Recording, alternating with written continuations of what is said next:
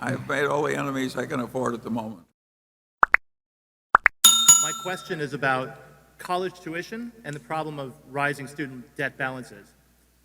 In the past, prominent philanthropists have founded institutions that are now prominent research universities in our country. Why is this not a bigger part of today's philanthropic debate, the founding of new colleges?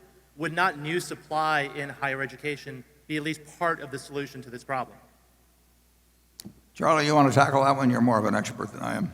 Yeah, I think that if you expect a lot of efficiency, financial efficiency in American higher education, you're howling at the wind. Well,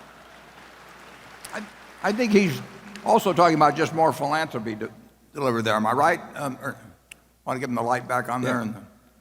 Yeah, that's right. What's the question again? The question about is maybe whether more philanthropy ought to be devoted to that relatively because of the cost. But Well, I do a lot more than Warren does in this field, and I'm frequently disappointed. But the monopoly has and bureaucracy have kind of pernicious effects everywhere, and the universities aren't exempted from it. But of course they are the glory of civilization.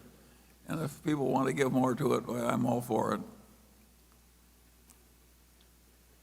yeah, you've got the option of very good state schools, and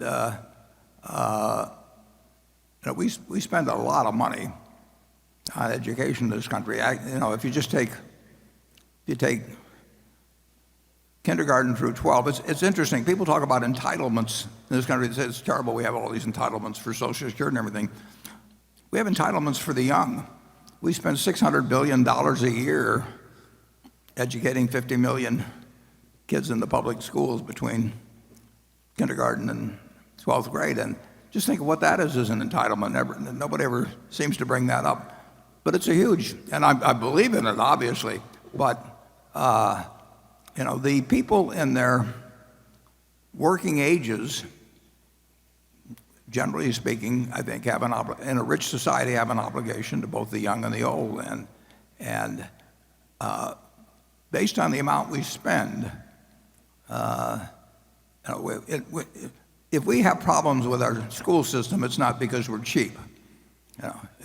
There are other problems that contribute to it. In terms of the money we put out, we're right up there. But I